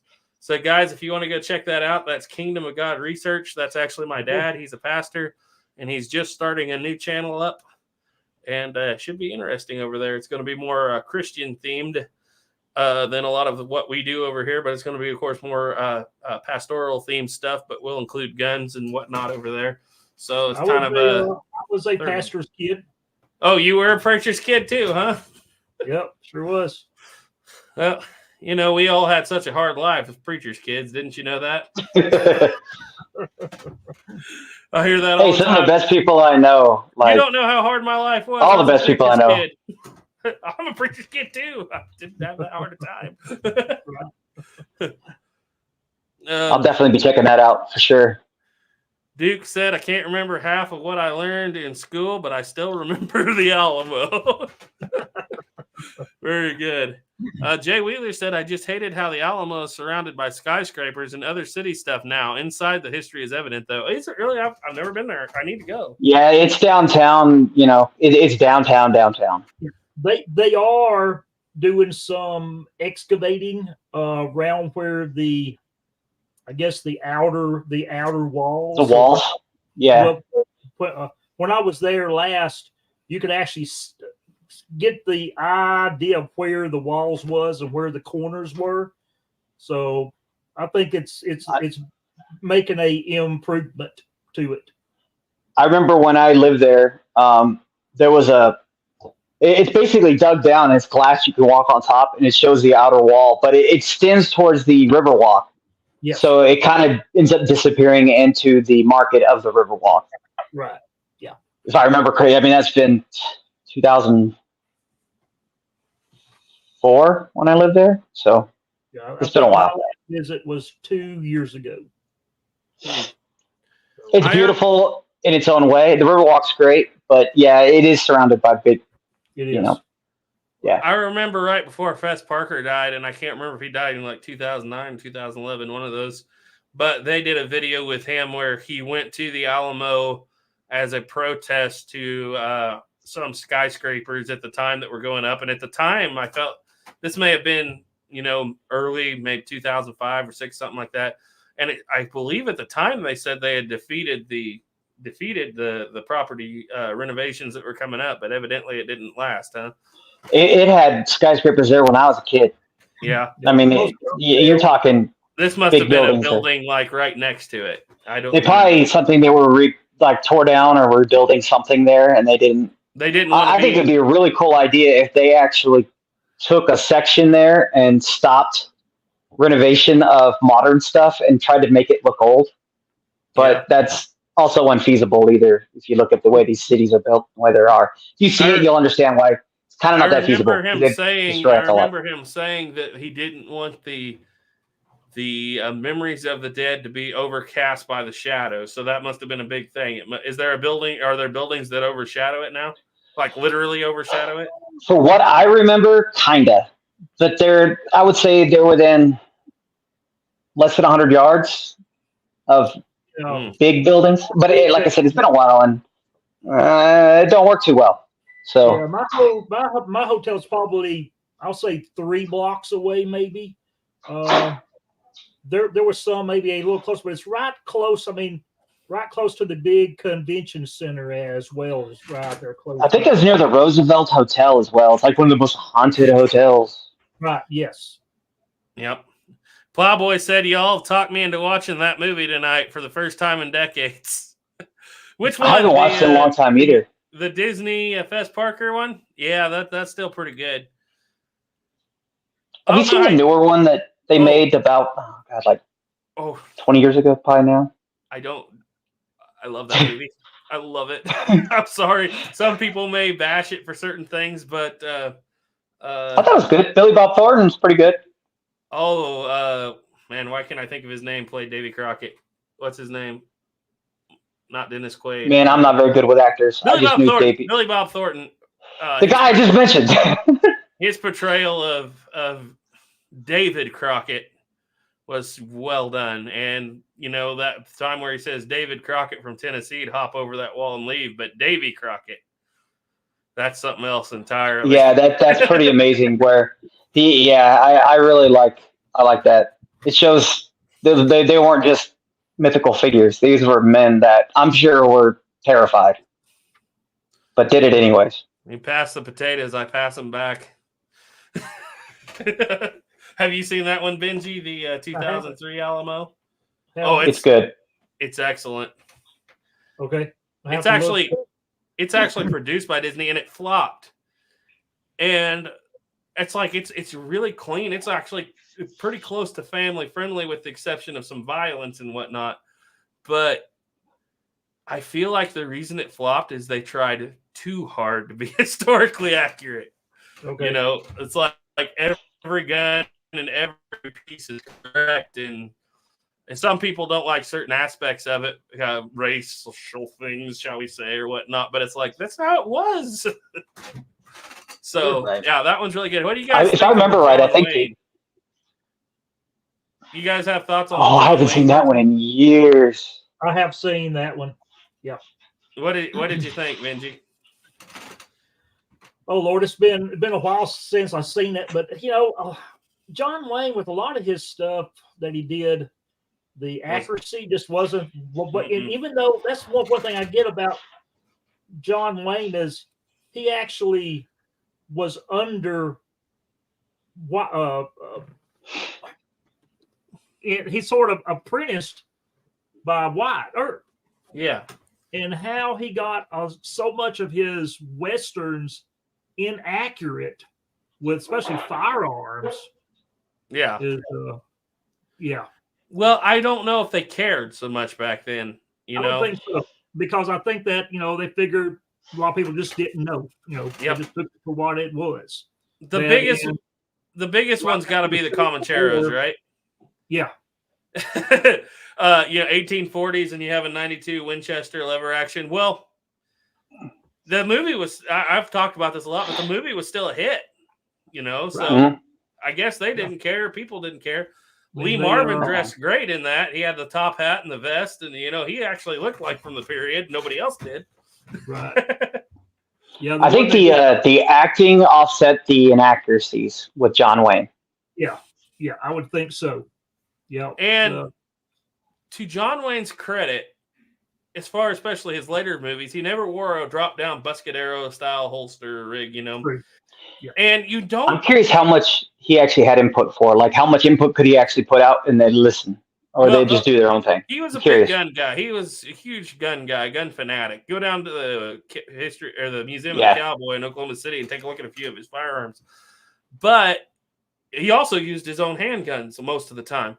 And his own belt, and he had a good rig. But one thing I always appreciated was very seldom did you see him go out in the street and have the stand up, early on a few times, but maybe Rio Bravo to an extent. But his movies were always, I'm going to get behind a barrel or behind a water top. I'm going to jump off this wagon and take advantage of the situation and call it the professional courtesy.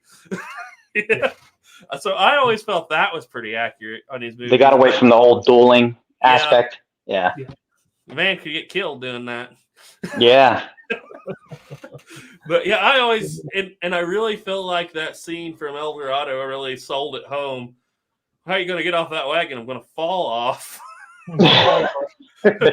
Would you give me a chance? Let's call it professional courtesy. Didn't give me a chance. No, you're too good. But back to the Alamo, I always felt they played up the humorous side a little too much in the John Wayne version. And I can't see Davy Crockett when I watch that. I see John Wayne. Whereas Fess Parker, I'd never seen him in anything else. So it doesn't matter what else he is. If he's in Daniel Boone, that's just an extension of Davy Crockett. Have you ever seen the series? I think it was on Fox News. Texas Rising. Yeah. I saw it. Don't get Duke started. Yeah. There's a lot of things in there that's, definitely you can tell it's not right, but it's got a pretty neat storyline that goes through.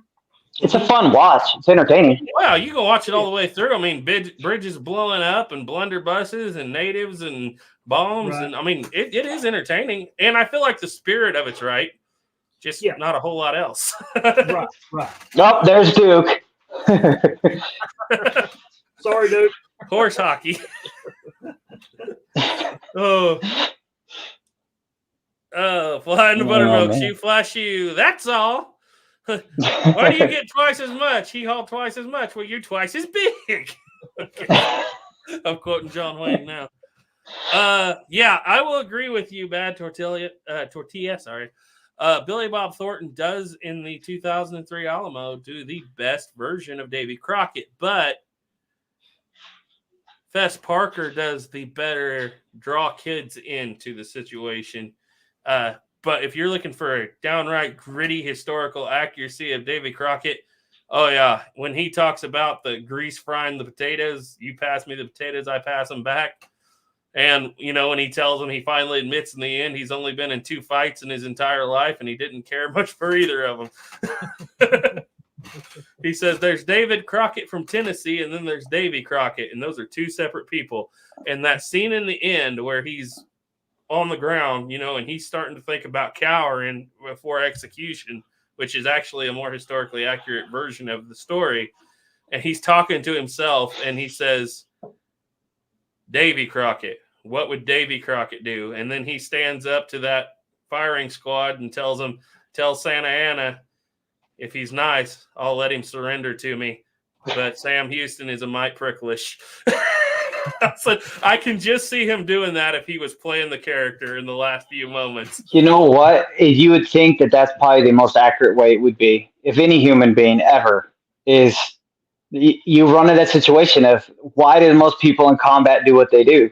Because you're not going to let your buddy see you get cowardice or do something stupid. And he had that reputation. Could you imagine how bad that would have ruined him if he would have ran away? I mean, that would have ruined him forever. Yeah. Fess Parker and Buddy Abson sat down and wrote a sequel series where they had wound up in Mexico as prisoners and didn't make it back till years later.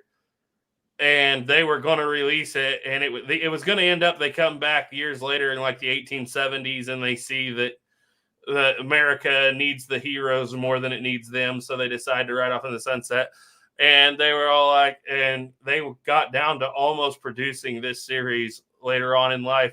And Fess Parker thought about it, and he came back to Buddy Epson. He said that would completely ruin the legacy that we've left behind. Leave it dead. And I was like, that was the smartest decision you ever made. Please don't do that. Yeah. Oh, yeah. Best quote. I'm a screamer. Yeah. I'm a screamer. A few questions here, guys, and we're going to have to start thinking about getting out of here. We've been on here for an hour and 43 minutes. Feels like we've been on here for 14 minutes. It does, doesn't it? This has been a fun one tonight. Benji, it's been great having you on, man. Thank you. Yeah, I've enjoyed it. Yeah, Benji, if you've never watched the 2003 Alamo, I think that you will find it. It's right in that era where, kind of the 90s, early 2000s, where we got historical accuracy great, but then we didn't bring all the modern junk into it that has to be brought into it today. And that's why, you got those TV series from the 90s that are just so good, a lot of them. And I think it falls into that category. Just so good. I'll check it out. Hardy said, ever read any of the Johnny D. Boggs books? I think he's the best Western author since Louis L'Amour. I haven't. Had either of you? I haven't. No. Carrie Sotomayor said, we'll never see Disney's Song of the South ever again. That was the regular rotation of A Wonderful World of Disney. Yeah, you'll never.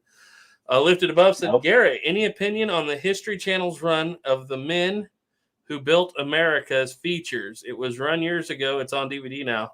I've never seen that. I've seen that. It's interesting. It usually talks about everybody from The Rockefellers. The Rockefellers, yeah. I mean, all the railroad tycoons, the steel tycoons. It gets into the years. big players of all time. I think even Colt is mentioned in it. I'm not sure. I'm pretty sure he is. I think there's an episode on him.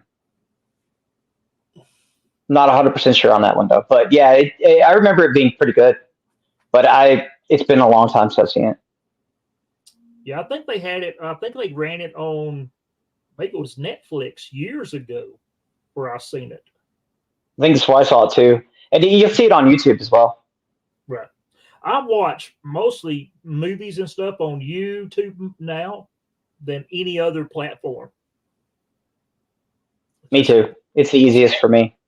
Every Saturday morning when I get up, one of the first things I watch is Santee. Yeah, absolutely. What's new today? The last 2 weeks were banger episodes. Mhm. That one about the bib shirt. I'm still Yes. I talk to Santee. Be like, rakish. You know what's strange?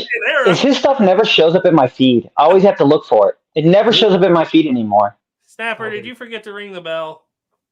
I probably forgot to ring the bell. Stupid bell. You got to ring the bell. No, he's just Santee's on a different level, and it shows. His work input is shown with the amount of subscribers that he has. Yes. And I talked to him for about 3 hours the other day. He was helping me with this video I'm working on how to build a historic firearms channel in 2024. And the main things he wanted me to take away from it was, I think he wanted me personally to take away from it was use better quality pictures. I was like, okay, got you. And the other thing he wanted people to take away from it was at 100,000 subscribers, you can't make a living after taxes at all. So I was like, okay, yeah, that's kind of where I was going with it anyway. But that was his spiel on it.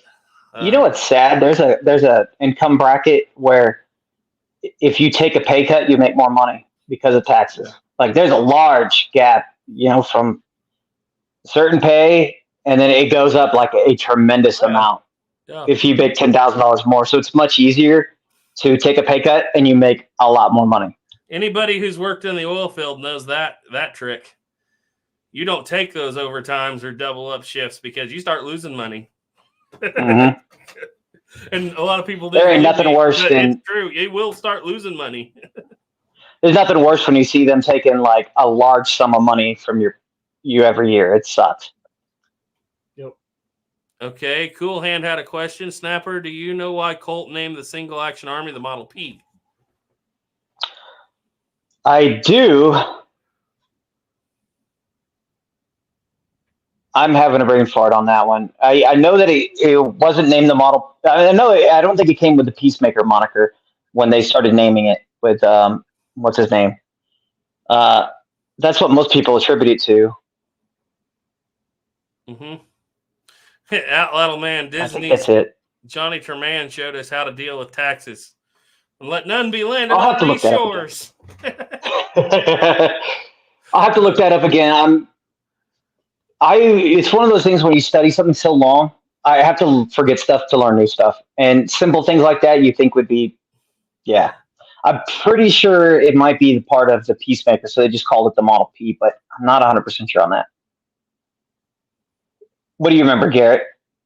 I haven't studied that deep, that far forward. It's been so long.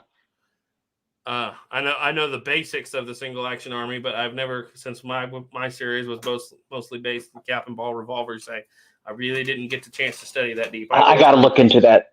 I got to look into that one again.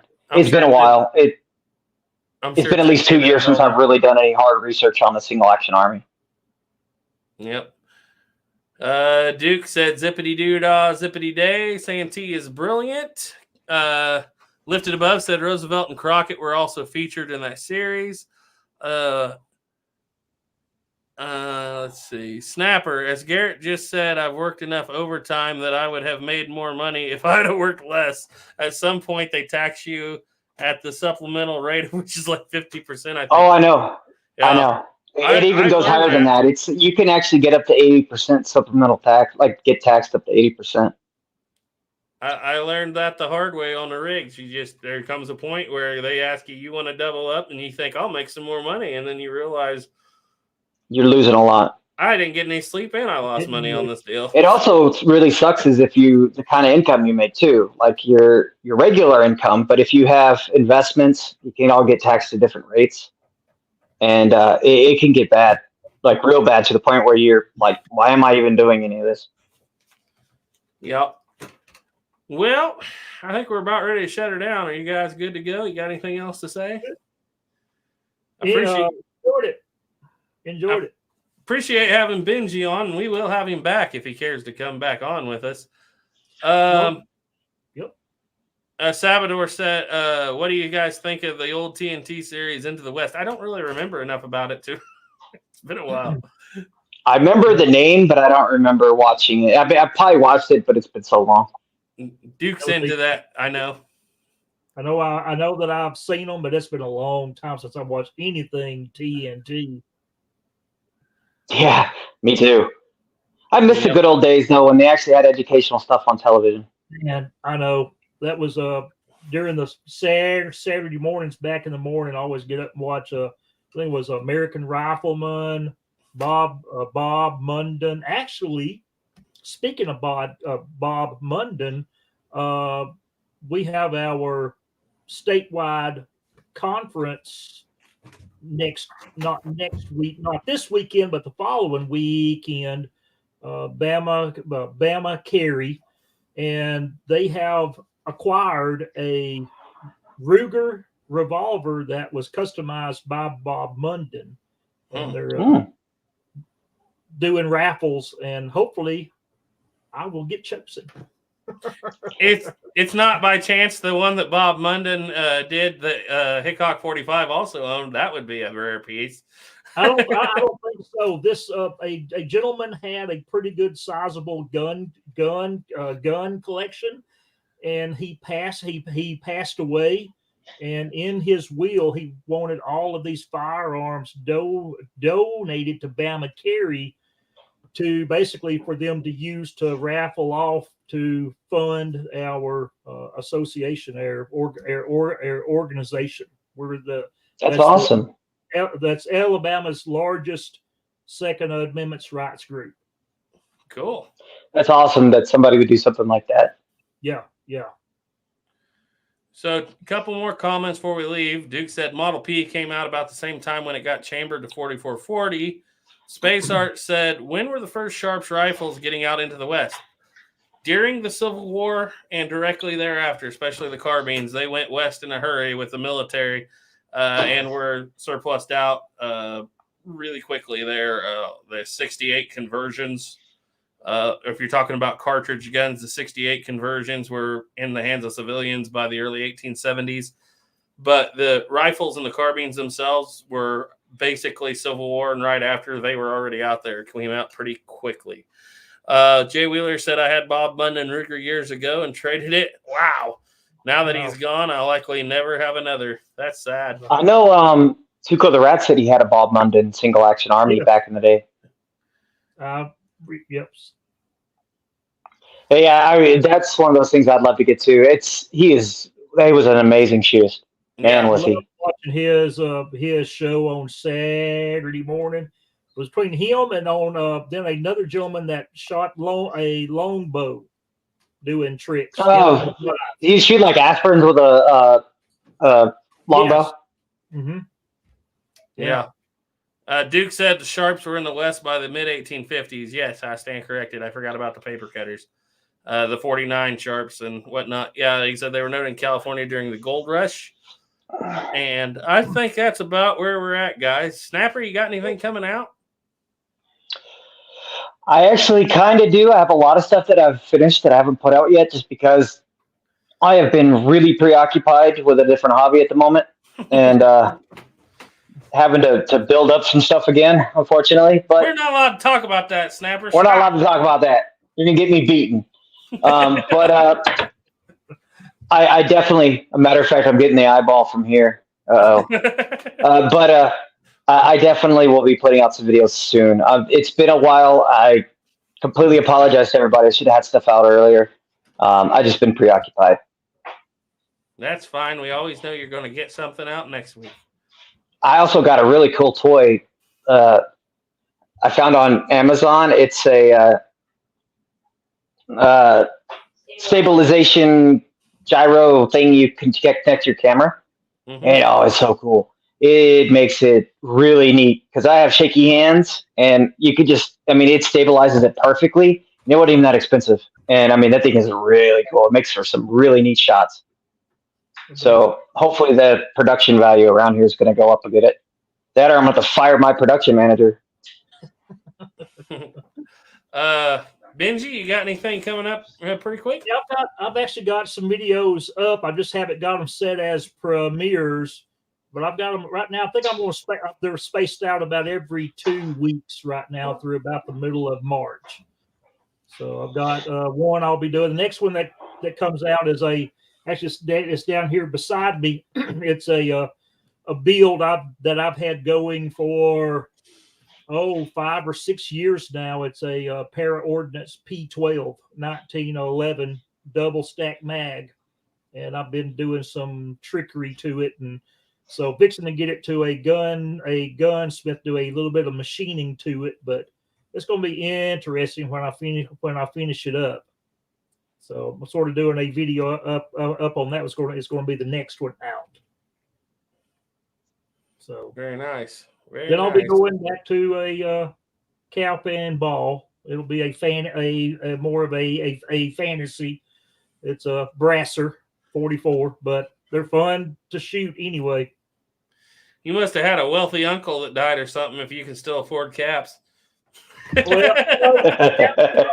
I have to apologize to Snapper because when we was talking inside of Vegas, I said I think I had about 500 Remington number 10s.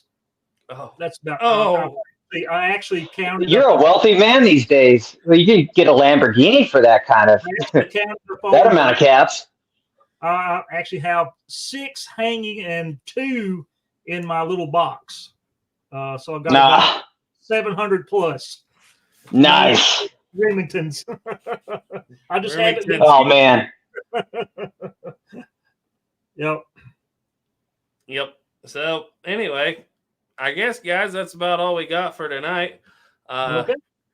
I think we might have Tales of the Trail someday soon. I'm not sure exactly when. We talked about doing it on Sunday and then we never followed up. So we'll get something going on. Tune in, of course, 11 Bang Bang, 7:30 Sunday morning. We'll put something out. Still not sure exactly which video it'll be. I'm pretty sure it's going to be how to grow a black powder historic firearms channel into 2024, and we'll see how that goes over. And other than that, trust in God, keep your powder dry. Bye.